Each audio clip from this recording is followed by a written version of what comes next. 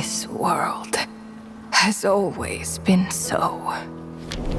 Life abides no reason, for none are born by their own consent. Death abides no reason, for it cannot be defied, even by those who see it coming. Time abides no reason, for it deprives us all equally, yet brooks not a second to be reclaimed.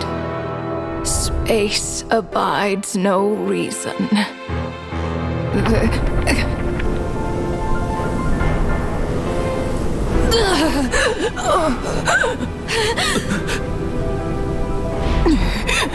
The ruler of space stopped the golden-haired twin travelers and mercilessly tore them apart.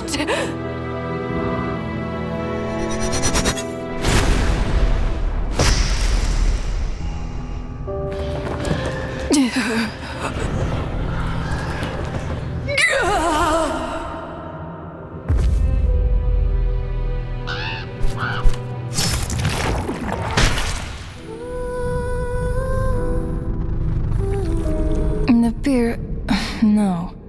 This looks more like Rhine-daughter's doing. Please don't litter other people's spaces with your bizarre creations. Unsurprisingly, all life here has been rendered unstable, tainted by the ruler of space. I have seen enough to know that repeating this experiment would be fruitless.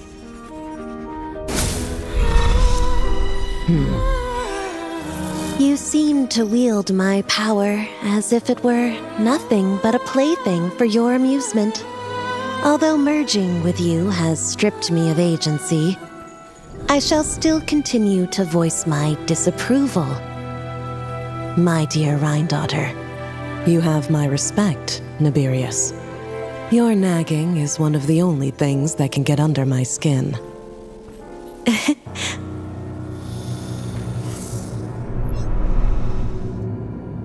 And you, Istaroth, why did you bestow history upon them?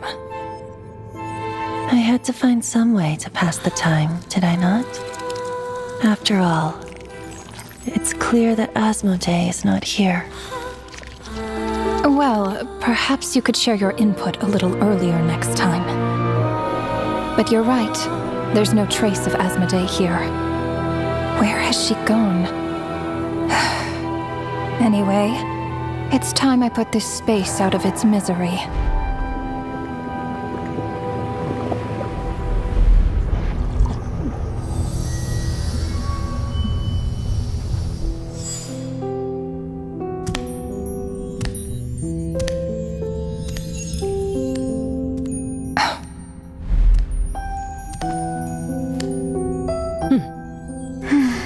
These meetings are just a formality. Does it really matter that only 3 of us are here? I, for one, think that we should find her. Since the heavenly principles cast us as shades, not one of us has ever missed a meeting. What if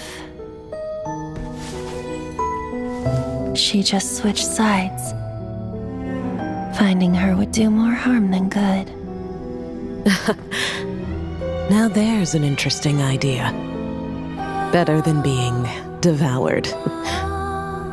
Just switched sides? You make it sound like such a trivial affair. We are shades, shadows of the heavenly principles. It's unthinkable. Unless she loves her new master more than her own self. Renova, do you know that you're being watched? By whom? Whose gaze could pierce this far?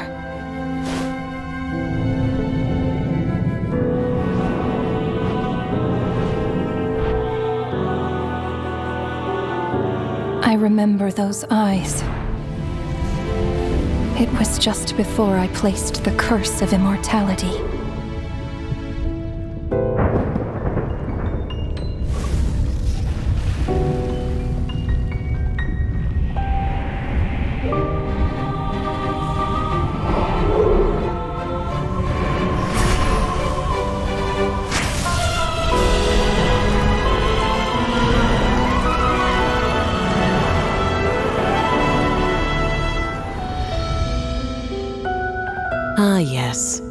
He's an old acquaintance of mine.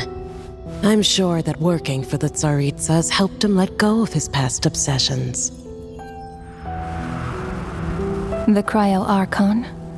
With her paltry powers, she dares set her gaze on the heavenly principles. The heavenly principles have yet to awaken. If I were her, I wouldn't pass on that opportunity either.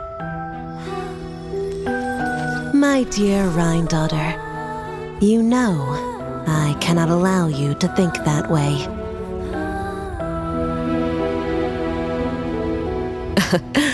It was purely hypothetical, Nibirius. For lack of a direct order, I say it's time we intervened. Of course, to the extent permitted by the rules.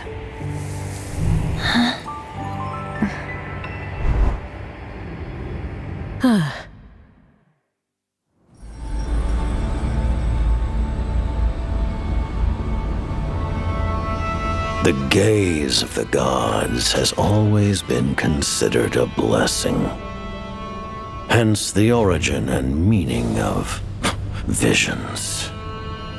People have always yearned for the gaze of the gods.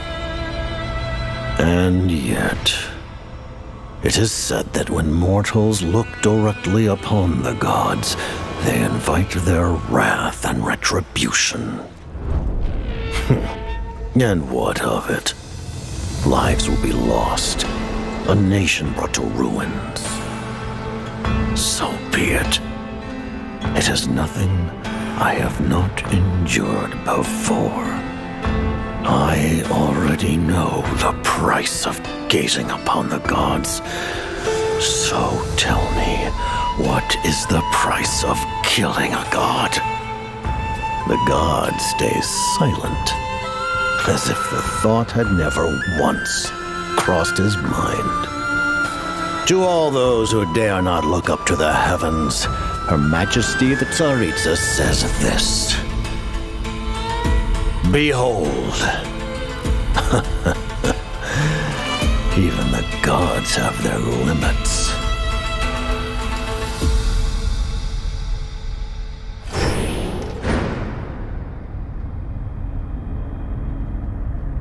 Inspection over. Return to your posts. Make sure the Frostmoon Scions don't pose a threat. Per the Pale Star Edict, we are to retrieve the damselette from Nod Cry, whatever it takes.